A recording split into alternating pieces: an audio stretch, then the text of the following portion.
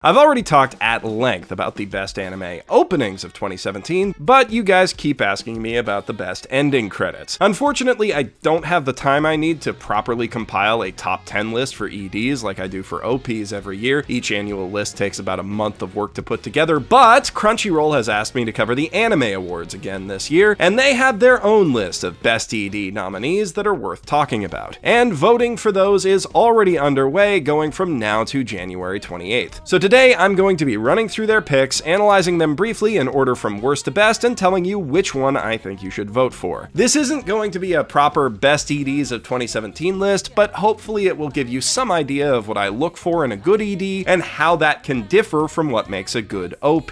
Understanding that Crunchyroll could never possibly include all of the best EDs of the year in their final list, I still feel like several amazing series got snubbed here. Recreators, for instance, made very creative use of online media for its first ED, far better than Yuri on Ice did last year in my opinion, and even integrated the ED into its plot in a novel way, and Konosuba 2 brought us another incredibly mellow, tilt-shifted, time-lapse style slice-of-life ED that was every bit as great as the first seasons. Add to that Aka, Girls Last Tour, Made in Abyss, Attack on Titan, Mahojin Guru Guru, and how did they not include My Hero Academia in this category? And if I keep listing things they left out, I'm gonna turn this into one of my annual top 10 lists after all. While they may not have hit all the same EDs that I would, I can't deny that Crunchyroll's judges made some good picks here. There's only one on this list that I wouldn't have at least given an honorable mention on my own list if I was making one, and a few of their contenders would almost certainly have been winners. With that said, what is it exactly that makes an ED good? It's important to note that EDs serve a very different role from OPs. A good OP is a great advertisement for its show, telling potential viewers what it's about, psyching current fans up for the next episode, and subconsciously priming the audience in general for what they should expect from the show. It should announce loudly and proudly all of the reasons you should care about a series, from the key people and studios working on it to selling points like cool character designs, great direction, and excellent animation. The ED is a different beast. It's not there to get you to watch the episode, it's there to ease you out of it, to gently push you out of the show's world and back into your own, reminding you of all the talented people who worked on the series along the way, and leaving you wanting another episode next week. It's not so much an advertisement for things that you might love about a series, as it is a celebration of the things that you already do love. Like the final bow of a stage performance or the ending credits of a movie, it's there to give you time to sit back, relax, and appreciate what you just watched and who made it. On the subject of final bows, we may as well start by talking about Kekai Sensen and Beyond, the sequel to the series that brought us Sugar Song and Bitter Step, as well as its many parody animations. The ED of the second season is no slouch technically, this is a Bones show after all, but it's hard not to feel at least a bit disappointed with it, following in the footsteps of one of the greatest EDs ever made. Judging it on its own merits, Kekai Sensen and Beyond's ED is enjoyable, but by no means great. The visuals have a fun, pop art vibe to them that I really like, and occasional shifts in art style create a strong sense of contrast between the more emotional aspects of Kekai Sensen's story and the over-the-top goofiness that defines the show as a whole. Plus, the whole sequence is packed with references.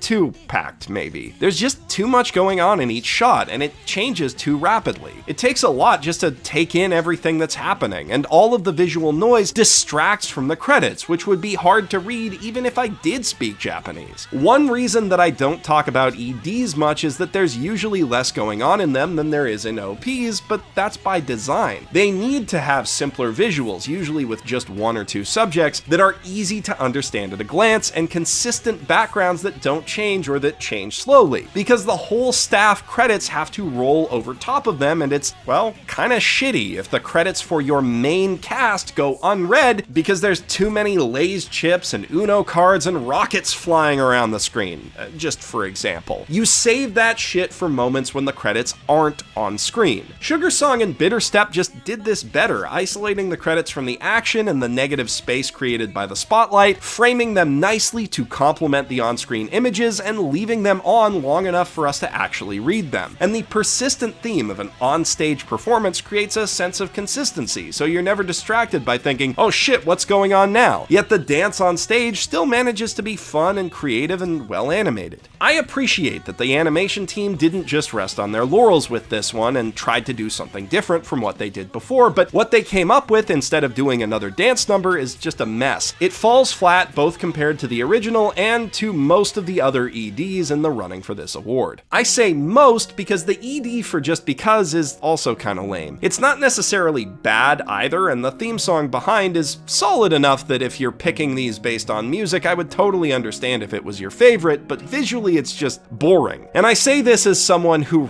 really likes Just Because's slow pace. The whole thing is just girls standing or sitting around looking pensive in front of what amounts to scenery porn. There's no character animation to speak of, and while the lighting effects and other background details are well done enough that it doesn't come across as lazy, it just doesn't do anything to grab or keep your attention. It's a mellow, pensive sequence that just kinda puts you to sleep. And while that's definitely a better choice for an ED than what Kekai Sensen went with, it's possible to do that without being, boring. Just look at the ED for Anohana for an example of how to do this right. I'd have preferred it if something more fun or creative took these two slots instead, like Konosuba, Aka, Hero Aka, or Recreators. Anyway, let's move on to the nominees that I do actually like. Kobayashi's Maid Dragon provides a good example of how to do what Kekai Sensen was going for right, showing a bunch of fun moments with the characters and a cute art style. It packs plenty of its own references and little gags in and is a little more busy than your average ED, but it moves slowly enough that you can actually follow along and read the credits. Well, okay, there's one part where the credits are white on white and the background is so cluttered that it's kinda hard to make out at a glance, but that's one problem section, not like the whole ED. Ishikan Communication is a fun, poppy character song that brings out the personalities of each of the show's dragon girls, and the chibi art style just makes them look adorable. I can't help smiling ear to ear when any ED does the whole Maharo de Mambo singing chibis in the credits thing, and in contrast to the limited animation that's usually used for stuff like this, KyoAni went full out with proper lip syncing and fluid motion for all of the girls. It's really impressive. Kyoto Animation basically always does great EDs, and this is no exception. It's meant to serve as one last concentrated dosage of moe to send you off and leave you smiling until the next episode, and it certainly does its job in that respect. Sangatsu no Lion's ED, Kafune, also gives us a concentrated dose of what we came to the main show for: beautifully animated, artistic depictions of depression. The sketchy watercolor animation style in this ED is beautiful, and the visual metaphors at play are quite interesting. It makes me wish that I was actually caught up on the show so that I could catch all the references and fully understand it. Even without that context though, this ED blows me away. The important emotional beats, like Rei feeling like a puppet, or desperately clinging to a flower even as the wind strips everything that makes it beautiful away, come across quite vividly. And the animation on both the characters and environments, particularly the rain and water, is really well done. While there's a lot going on in this ED visually, the washed out art style allows the credits to pop for easy reading, and again, it moves slowly enough that you have time to actually appreciate it without missing anything. This is arguably the most technically impressive ED in the running for this award, although both it and Maid Dragon still feel a bit jumbled because they lack a single cohesive theme. Personally, I prefer EDs that tell a coherent story, or are at least built around a single theme or idea, and Kirameku Hamabe from Land of the Lustrous does both beautifully, portraying the relationship between Fos and Cinnabar in gorgeous, abstract white-on-black animation. Aside from Fos's teal and Cinnabar's red, the sequence is entirely devoid of color, which means that you can instantly recognize both characters the second they appear on screen. This ED places a lot of emphasis on liquid, like the toxins exuded by Cinnabar or the dark, shifting waters of the ocean, and plays with those visuals in a lot of clever ways, like having Fos and Cinnabar's colors swirl and mix together in a pool, turning into hands grasping for each other, only for them to be pulled apart as the liquid separates. But it's not just metaphorical, there's also direct allusions to the show, like the beach where the two of them meet most frequently. It's really cool to see these characters in this setting rendered in a different, more traditional animation style than we see in the show. And the visuals speak to the idea of how you can both lose yourself and find yourself in connecting with another person. It's a beautiful, thoughtful ending sequence that lines up nicely with the philosophical tone of the show itself, and I'd argue it's probably the best abstract style ED of the year. But it's not the best ED overall, although if you've been following along and know how to count, you already know that. There's one ED left on Crunchyroll's list of 6, and even if I were making a list all by myself, I think it would have been close to, if not at the top. Recovery of an MMO Junkie was an all-around great show, with great characters, great music, and importantly, a great OP, but the ED is probably my favorite thing about the whole show. And the mere fact that I am willing to give it the top spot on this list when talking about it at all creates the risk that Victor Entertainment will put an instant copyright strike on this video should tell you something about just how great it is. The whole sequence is framed through reflections in and footage on Moriko's computer monitor, which both speaks to the themes of the show — the computer is basically the focal point of her life — and creates a nice sense of consistency that makes the whole thing much easier to follow than it might otherwise be. Plus, they play on the concept in really clever, subtle ways, like having the credits scroll as Moriko uses her scroll wheel, or having her actually check her appearance in the reflection before she shuts the computer off to go out. Moreover, they pack a ton of subtle character building details into every shot without overwhelming the frame. The initial sequence of Moriko starting an all-nighter full of energy and slowly passing out as the night moves to day instantly tells you a great deal about her personality and lifestyle. The way that her energy comes back as she talks on the phone with Sakurai instantly tells you how important he is to her, and this shot where she spins around freaking out with her body pillow is